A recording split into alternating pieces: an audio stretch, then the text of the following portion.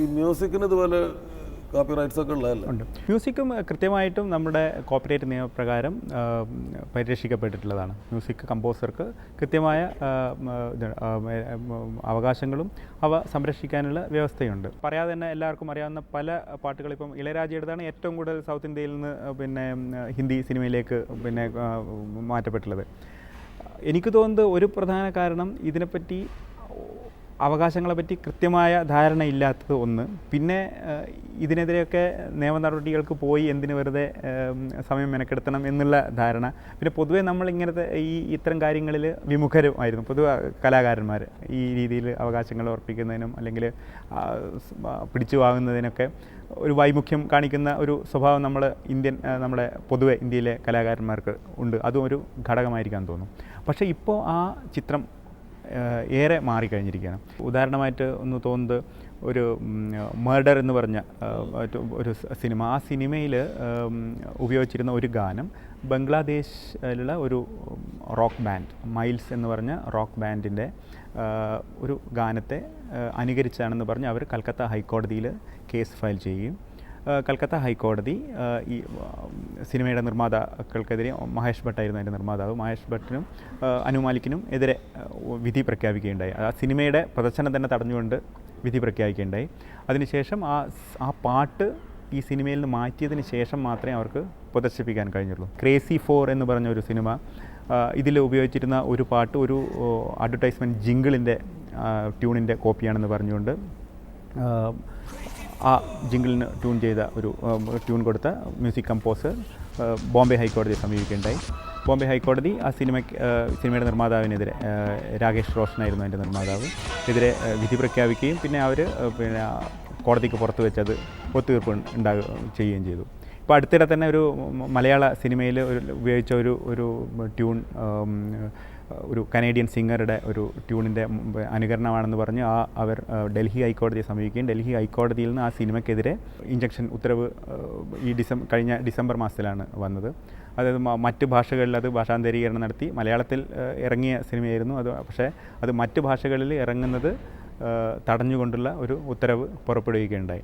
അപ്പോൾ മ്യൂസിക് കോമ്പോസിഷൻ്റെ ചെറിയ അനുകരണം അല്ലെങ്കിൽ ആ രീതിയിലുള്ള ഒരു കോപ്പിറൈറ്റ് ലംഘനമാണെങ്കിൽ പോലും അത് മൊത്തം സിനിമയുടെ തന്നെ ഭാവിയെ ബാധിക്കുന്ന രീതിയിൽ പലപ്പോഴും എത്തപ്പെടാറുണ്ട്. അപ്പോൾ സാങ്കേതിക വിദ്യയുടെ ഇപ്പോഴുള്ള ഈ കുതിച്ചുചാട്ടം കൊണ്ട് പെട്ടെന്ന് തന്നെ എല്ലാവർക്കും ലോകത്തിൻ്റെ ഏത് ഭാഗത്തു നിന്നും ഇപ്പം ഒരു മലയാളം പോലെയുള്ള ഒരു സിനിമയിൽ ഉള്ള ഒരു ട്യൂൺ അനുകരിച്ചത് കന്നഡയിലുള്ള ഒരു സിംഗർക്ക് മനസ്സിലാകുന്ന രീതിയിൽ നമ്മുടെ സാങ്കേതിക വിദ്യ വളരെയധികം വികസിച്ചിരിക്കുകയാണ്. അപ്പോൾ പണ്ടുള്ള പോലെ അത്രയും വളരെ നിസ്സാരമായിട്ട് ഈ രീതിയിലുള്ള പ്രവൃത്തിയിൽ ഏർപ്പെടുന്നത് വളരെ അപകടകരമായിരിക്കുമെന്നാണ് നമുക്ക് കോടിക്കണക്കിന് രൂപ നഷ്ടപരിഹാരം കൊടുക്കേണ്ടി വരും. കോടിക്കണക്കിന് രൂപ മുതലിറക്കിയ ഒരു സിനിമയുടെ മൊത്തം സിനിമ പ്രദർശനം നിർത്തിവെക്കുക എന്നുള്ള അവസ്ഥയിൽ വരെ എത്തിവേണ്ടി വരും. RG Anand versus deluxe films ആണ് ഇന്ത്യൻ ഈ കോപ്പിറൈറ്റ് നിയമരംഗത്ത് ഏറ്റവും പ്രശസ്തമായും ഏറ്റവും കൂടുതൽ ഡിസ്കസ് ചെയ്യപ്പെട്ട ഒരു വിധിയാണത്. ആ വിധിയിൽ പറയുന്നത് വെച്ച് കഴിഞ്ഞാൽ ഒരു സൃഷ്ടി അതേപടി പകർത്തണമില്ല, അതേപടി ആ സൃഷ്ടി പകർത്തണം എന്നില്ല.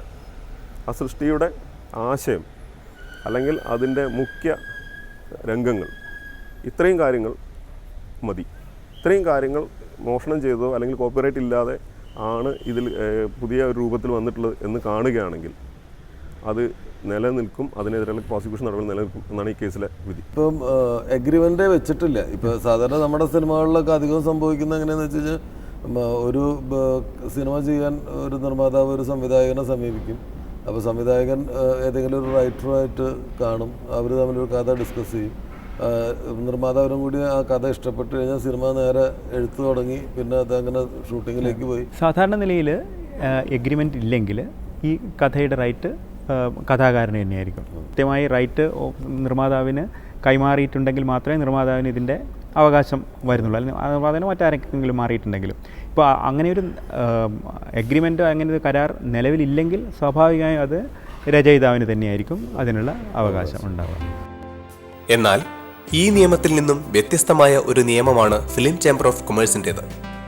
ചേംബറിൻ്റെ മുൻ ജനറൽ സെക്രട്ടറിയും എക്സിക്യൂട്ടീവ് അംഗവും പ്രസിദ്ധ ചലച്ചിത്ര നിർമ്മാതാവുമായ ശ്രീ എവർഷൈൻ മണി. പിന്നെ ഒരു എഗ്രിമെൻറ്റും ഉണ്ടാകാതെ ആ കഥയെടുത്തു ഇവർ സിനിമ ഉണ്ടാക്കി എന്ന് പറഞ്ഞാൽ നമ്മൾ ഒരു ബുക്ക് ആയതുകൊണ്ട് ഇത് ടോട്ടലി എസ്റ്റാബ്ലിഷ് ആയിട്ടില്ല. പിന്നീട് ഈ സിനിമ എടുക്കുമ്പോൾ ആ സിനിമ കണ്ടിട്ടാണ് ആ സിനിമ ഇഷ്ടപ്പെടുന്നത്. ബിക്കോസ് ഇത് രണ്ടും വായിക്കുന്നതും പിന്നെ നമ്മുടെ ഇലക്ട്രോണിക് മീഡിയ മറ്റേ അല്ലെങ്കിൽ സിനിമ വേറെ ഒരു ഡയമെൻഷനാണ്. അപ്പോൾ അത് കാരണമുണ്ടായാൽ അവിടെ അവർ ഷെയർ ചെയ്യും. ഇത് മ്യൂച്വൽ അണ്ടർസ്റ്റാൻഡിംഗ് ആണ്. ഫിലിം ചേംബറിന്റെ ഈ വീക്ഷണത്തിന് നിയമപരമായി ഒരു പ്രാബല്യവുമില്ലെന്നാണ് നിയമവിദഗ്ധർ പറയുന്നത്. ചേംബറിന് ഈ കാര്യത്തിൽ അതൊരു സേവ് ഇല്ല. ആരാണ് കോപ്പിറൈറ്റ് ഇൻഫ്ലുവൻസ് ചെയ്യുന്നത് ആ ആളും ഈ കേസിലെ ഒറിജിനൽ സൃഷ്ടികർത്താവ് അല്ലെങ്കിൽ സൃഷ്ടാവ് തമ്മിൽ മാത്രമാണ് ഈ കേസ് നടക്കുക. ഇതിൽ ചേംബറിന് യാതൊരു റോളും ഇല്ല. ചേംബർ എന്ന് പറയുന്ന ഒരു ലീഗൽ പേഴ്സൺ അല്ല. ചേംബറിനെ സംബന്ധിച്ച കേസുകൾ മാത്രമേ ചേംബറിന് ഇടപെടാനുള്ള അവകാശ അധികാരമുള്ളൂ. ഇപ്പോൾ ഒരു നോവൽ അല്ലെങ്കിൽ ഒരു കഥ പ്രസിദ്ധീകരണത്തിന് ഒരു എഴുത്തുകാരൻ കൊടുക്കുന്നു. അപ്പം അത് പ്രസാധനം ചെയ്യുന്ന ആൾ ചിലപ്പോൾ ഫുൾ പൈസ ഒരു ടോട്ടൽ ഒരു എമൗണ്ട് കൊടുത്തിട്ടായിരിക്കാം മേടിക്കുന്നത്. ചിലപ്പോൾ ഇതിൻ്റെ വരുന്ന വരുമാനത്തിൻ്റെ ഷെയറിങ് ആയിരിക്കാം. എന്ത് ഇതാണെങ്കിലും ആ ഒരു റൈറ്റ്സ് അയാൾ മേടിക്കുമ്പോൾ പിന്നീട് ഈ നോവലിന് ഒരു സംവിധായകൻ സിനിമയാക്കാൻ വേണ്ടിയിട്ട് ആവശ്യപ്പെട്ട് വരികയാണെങ്കിൽ അത് കൊടുക്കാനുള്ള അവകാശം റൈറ്റർക്ക് തന്നെ ആയിരിക്കുമല്ലോ അല്ലേ? പിന്നീട് ഈ മറ്റ് മേഖലകളിൽ ഇത് ഉപയോഗിക്കാൻ പറ്റും. അതായത് ഇപ്പോൾ ടി വിയിൽ വേണമെങ്കിൽ ഇതേ കഥ സീരിയലൈസ് ചെയ്യാം, അല്ലെങ്കിൽ നെറ്റിൽ എന്തെങ്കിലും ഒരു കാര്യം ചെയ്യാം ഈ ഇത് വെച്ചിട്ട്. അപ്പം അതിനുള്ള സാധ്യതകൾ എങ്ങനെയാണ്? ഇപ്പോൾ ഒരു നിർമ്മാതാവിന് ഒരു കഥ സിനിമ ആക്കാൻ വേണ്ടി കൊടുക്കുമ്പോൾ അതിൽ നമ്മൾ ഏത് രീതി ഇപ്പം 2 രീതിയിൽ കൊടുക്കാം. അതിൻ്റെ സകലവിധ അവകാശങ്ങളോടും കൂടി എല്ലാവിധ അവകാശങ്ങളോടും കൂടി കൈമാറാം. ആ രീതിയിലാണ് ഒരു നിർമ്മാതാവിന് കൈമാറിയതെങ്കിൽ പിന്നെ അതിൻ്റെ എല്ലാ രീതിയിലുള്ള അവകാശം എല്ലാ ഫോർമാറ്റിലും ആ കഥയെ അടിസ്ഥാനമാക്കി അതിനെ രൂപമാറ്റം വരുത്താനുള്ള അവകാശം നിർമ്മാതാവിൻ്റെ കയ്യിൽ പോകും. അതേപോലെ ഇതിൽ ഏതെങ്കിലും ഒരു അവകാശം മാത്രമായിട്ടും കൊടുക്കാൻ പറ്റും. അപ്പോൾ അത് ഏത് രീതിയിലാണ് ഈ എഗ്രിമെൻറ്റിൽ ഏത് രീതിയിലാണ് ഈ അവകാശം കൈമാറുന്നത് കൈമാറിയിരിക്കുന്നത് എന്നതിനെ ആശ്രയിച്ചിരിക്കും. അപ്പോൾ സിനിമ ഉണ്ടാക്കാനുള്ള അവകാശം മാത്രമാണ് ഈ നമ്മളെ എഗ്രിമെൻറ്റ് പ്രകാരം കൈമാറിയിട്ടുള്ളതെങ്കിൽ ടി വി അഡാപ്റ്റേഷനുള്ള റൈറ്റ് ഈ കഥാകാരന് വേറൊരാൾക്ക് കൈമാറാവുന്നതാണ്. ഒരു കഥ ഉണ്ടാക്കുക ഇന്ന് വളരെ കൺഫ്യൂഷൻ വരുന്നത് ഒരു നോവലില്ല. ഒരു കഥ ഉണ്ടാക്കാനായിട്ട് നമ്മൾ ഈ R&D ഡെവലപ്മെൻറ്റ് പറയുന്നത് റിസർച്ച് ആൻഡ് ഡെവലപ്മെൻറ്റ് പോലെ ഒരു റൈറ്റർ വിളിക്കുക, ഒരു കോൺട്രാക്റ്റ് അല്ല, ഒരു റൈറ്റർ വിളിക്കുക, ഒരു ഡയറക്ടർ വിളിക്കുക. ഞാൻ പ്രൊഡ്യൂസർ അവിടെ ഇരിക്കുന്നു, ഞാൻ പറയുന്നു ഞാൻ മമ്മൂട്ടി ഹീറോ, മോഹൻലാൽ ഹീറോ, അല്ലെങ്കിൽ ദിലീപ് ഹീറോ, ജയറാം ഇങ്ങനെ പേര് പറഞ്ഞ് ഒരു ഹീറോ ആക്കുമ്പോൾ അവർ ഒരു കഥ ഉണ്ടാക്കുന്നു. സോ ദ ക്രിയേറ്റീവ് അവർ ചെയ്യുന്നതാണ്. പക്ഷേ അതിനു വേണ്ടി സ്പെൻഡ് ചെയ്യുന്നത് മുഴുവനും പ്രൊഡ്യൂസറാണ്. അങ്ങനെ ഒരു അവസരം വരുമ്പോൾ പ്രൊഡ്യൂസർക്ക് വേണമെങ്കിൽ അത് മുഴുവനും അയാളാണ്, അങ്ങേരുടെ ഒരു പൈസയിലാണ് ഇതെല്ലാം നടന്നതെന്ന് അങ്ങനെ ഒരു കേസിൻ്റെ വിധി വരെ ഉണ്ട്.